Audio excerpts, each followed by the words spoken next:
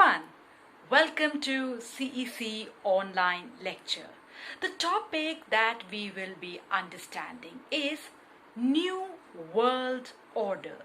Now this topic is very significant in order to comprehend the global challenges and global realities. Well, and at this hour, as we go ahead with the learnings on the topic New World Order, I am Dr. Amna, your educator. I teach political science at Shyama Prasad Mukherjee College for Women, University of Delhi. Dear learners, the topic New World Order will be of great use for the learners from the disciplines of political science, international relations, media, contemporary affairs, amongst others.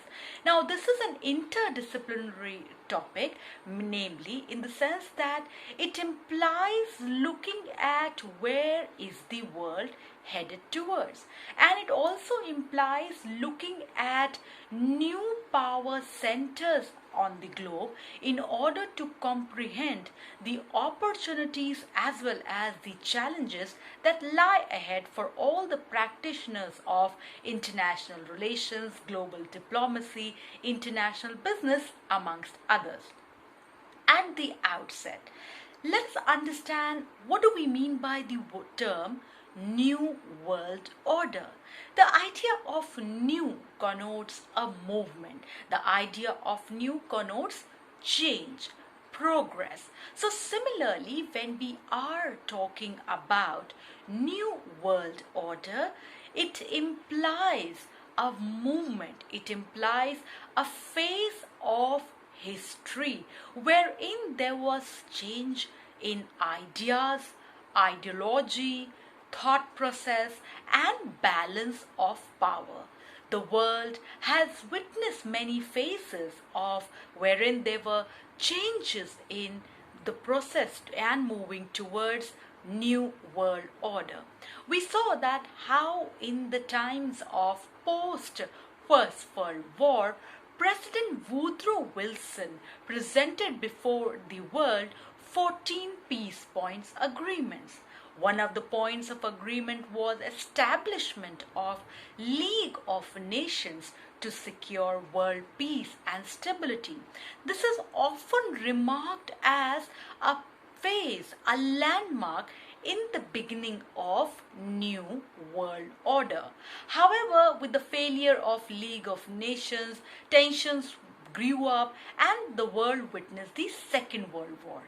At the end of the Second World War, another incident namely establishment of United Nations, establishment of Bretton Woods system marked for the world a scenario where there was a thought going on the New World Order. Post Second World War, the world witnessed the Cold War, the ideological war wherein the world was divided into two opposing camps.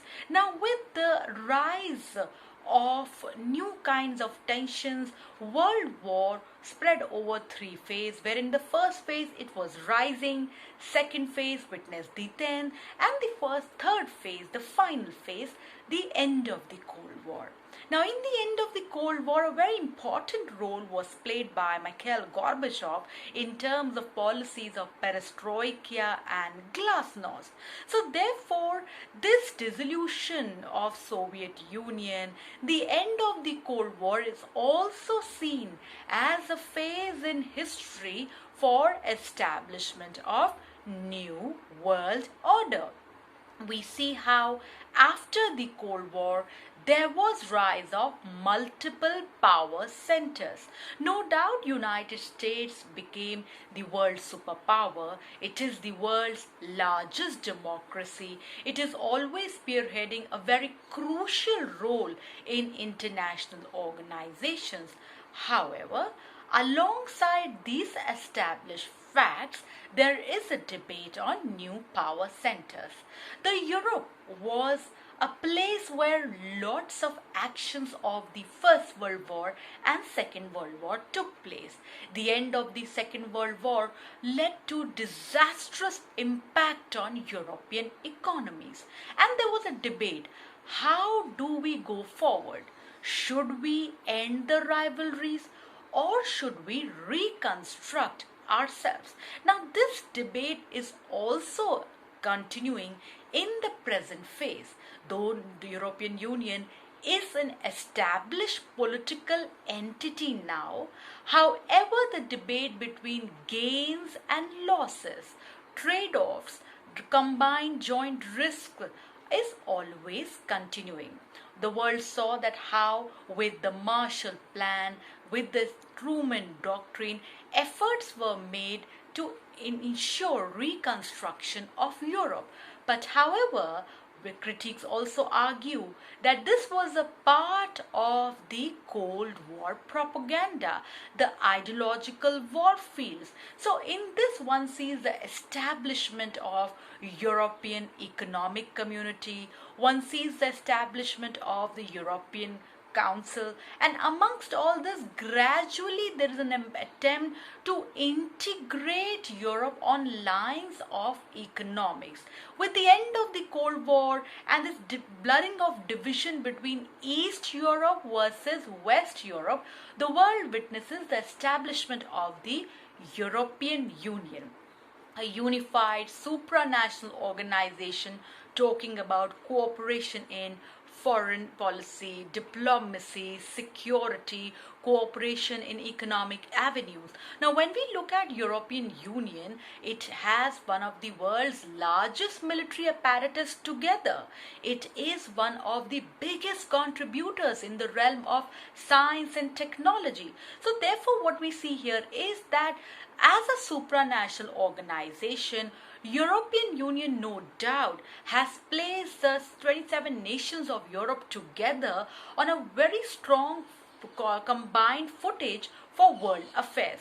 But however, one also has to take into account that European integration, that the perils of working of a supranational organization have been debated. We have seen that how nations have taken a different standpoint in terms of their policy approach with respect to European Union in several cases. How we world witnessed the paraphernalia of Brexit. So therefore, European Union, with in terms of offering advantages, did offer a narrative of a new world order for Europe on the global scale. But however, one cannot ignore the other drawbacks, namely the joint sharing of losses, the interference in domestic apparatus of any state by supranational governmental mechanisms, and above all, the need to foster in cooperation as a diplomatic exercise also proved to be tedious when we look at European Union as a case study. Now, when we look at a regional agreement which of course acquired supranational governance dynamics, European Union, one can compare it with another regional forum, the ASEAN. Now, with 5 countries getting together leading to the establishment of ASEAN, the Bangkok Declaration is seen as one of the landmark events wherein Southeast Asia, scripting a narrative to put forward a joint voice, or that can be seen as a narrative of a new world order where the Association of Southeast Asian Nations were having a definite voice. They now, with the association, with ASEAN's membership going forward to 10, today there are avenues wherein ASEAN is looked upon doing really well for in terms of its objectives, that is namely economic progress together, social development together, strengthening and consolidating cultural issues together. So in this, what one sees here is that how today ASEAN has proved to be a very effective new world order's perspective and scenario from the Southeast Asia. Having said so, one has to take into account the differentiation between ASEAN and European Union. No doubt the mandate, the agenda, objectives of ASEAN have expanded. In 2003, we saw that how ASEAN community pledged forward on three pillars: economics, society, and cultural development. So, as contrast to European Union, wherein the world witnessed a supranational governance model coming forward, which was slightly more disciplined, which was slightly more formal in its structure and operation, because one recalls European Union has its own flag, anthem, currency, dates. But however, there are still issues for European Union to have its own constitution. ASEAN, on the other hand, talking about the ASEAN way, it's about less confrontation, informal, cooperative mechanism. No doubt today ASEAN, in terms of its engagement, has definitely provided a new forum for world order, looking from the Asian, especially the Southeast Asian nations perspective. Now, when we look at the new world order, one also has to take into account how the country of Japan. Now, when we look at Japan as an Asian economy was a victim of the great atrocities that one world witnessed in Hiroshima and Nagasaki. Now, coming from that, today Japan is one of the world's largest economies. Today Japan has one of the world's largest human resources, though the country is devoid of natural resources. But today, when we look at Toyota, when we look at great technological products that are there from Japan, definitely Japan has laid a strong foundation for itself as a world leader. It is one of the main contributors to the United Nations budgets also. And having said so, it shows that how today countries are coming up, and with this it also shows that how countries have made themselves more stronger as compared to the historical past. Japan is a clear example here that irrespective of the aftermath of Hiroshima and Nagasaki being devoid of natural resources, the country, with its great amount of efforts in research, development, high technology products, economic apparatus, is scripting a new narrative for the world order. In the same line, when we talk about South Korea, we all know that the Korean peninsula was bifurcated into North Korea versus South Korea. The Korean War in the drawbacks against the drawbacks of the Cold War, with both Koreas, South Korea and North Korea, officially joining the United Nations in 1991. South Korea has come a huge way. No doubt it is one of the great economies in Asia, and above all doing extremely well in the Human Development Index on account of various policies, better treatment of human resources, distributive policies, better governance mechanisms. So South Korea is also a giant wherein the world is looking towards in terms when there is a changes in the power dynamics of the globe. A very important success story that is being narrated all over the world is that of India. India, with great history, great diversity in its culture, great military reserves, and above all, great demographic advantage, is at the forefront, presenting new opportunities for the world. When we look at Solar Alliance, India was the leader for the world for tapping new energy efficiency. So all this shows that how today the countries like India have the potential to lead the world forward. Now, when we talk about New World Order, very important contemporary development in the New World Order is that of the trade war. The trade war between the world's two biggest economies, United States versus China. The trade war showed that how today warfare has moved from a conventional warfare of military, armies, to that of a warfare that implies impacting each other's economic gains via tariffs, via prices, amongst others. Now, trade war should also be seen in the fact that alongside trade war, the world is also witnessing the conventional warfare in terms of weapons of mass destruction, in terms of new kinds of nuclear technology being used for warfare purposes, amongst others. Now, in this warfare, this trade war is presenting insights into who will be the next superpower. There is a debate who will win the superpower. Will it be the United States side or will it be the Chinese side?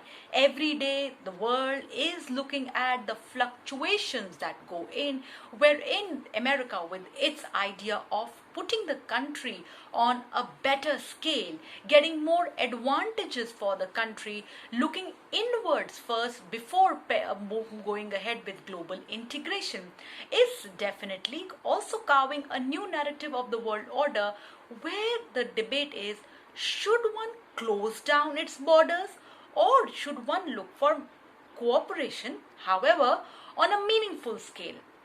One must look at integration, but however, one has to cure the evils of the ongoing globalization. So therefore, what we see here is that amidst this, China, which is an important economy in Asia, in 1970s, Chinese economy witnessed a revolution. China today is integrated with the world economy with interdependencies. It is also very well connected to its trading partners, and the gains of trade helps it to upset many of the tensions with other countries of the world. But however, the Chinese success story needs to be also read in the context of lack of transparency, absence of democratic apparatus, unemployment, environmental degradation, working conditions issue. So all this puts forward a scenario where we must think that what if China becomes the next superpower? Can these issues be then sidelined?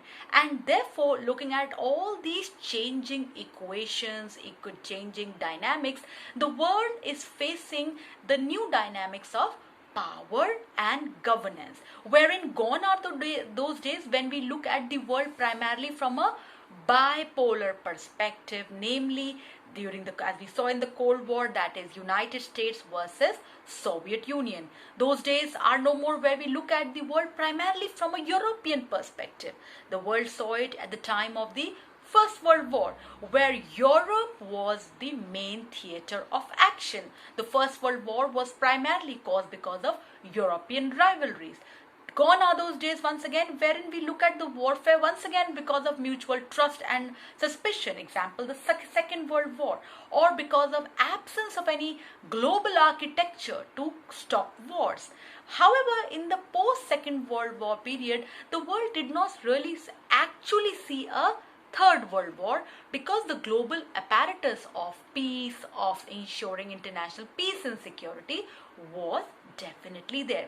So therefore, when we look at the power and governance dynamics for any country now, it is very essential to see that how issues that concern the national interest are much more. Today, states have to factor that if they have to bandwagon on the world growth trajectory, if they have to project themselves as the world leader, they have to think about possible out-of-box solutions which render global solutions which are workable for all. They have to think on mechanisms which ensure better dues to the environment, which factor in sustainability. They have to work out mechanisms of cooperation where one looks at new avenues of energy security, and at the same time ensuring that the growth trajectory fulfills both the mandate, namely ensuring jobs, opportunities to all, and at the same time ensuring a decent degree of social welfare mechanisms also. Today, nations all over the globe are struggling with these aspects, namely working on the plausible workable solutions, global outlook, and above all having a relook that what are the costs and what are the aspects that are involved if one opts for a policy of isolation. Similarly, what gains can one really factor in if one goes in for a policy of integration? And at the same time, that if one really has to continue with integration, it must be there on the plank of ensuring that mistakes of the past must be coordinated and ensuring a sustainable, better future for all. So dear learners, the lecture today on the new world order apprises all of us on the very significant aspect of where is the world really heading towards. The debate on new world order existed at the end of the First World War, at the end of the Second World War, at the end of the Cold War, and even today when the world is witnessing the trade war.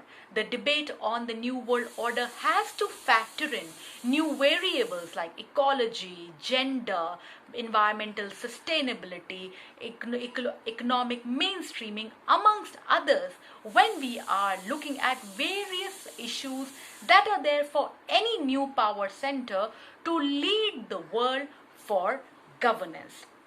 So a very interesting debate is going on if we follow the contemporary world affairs on what aspects would be really involved for future world governance.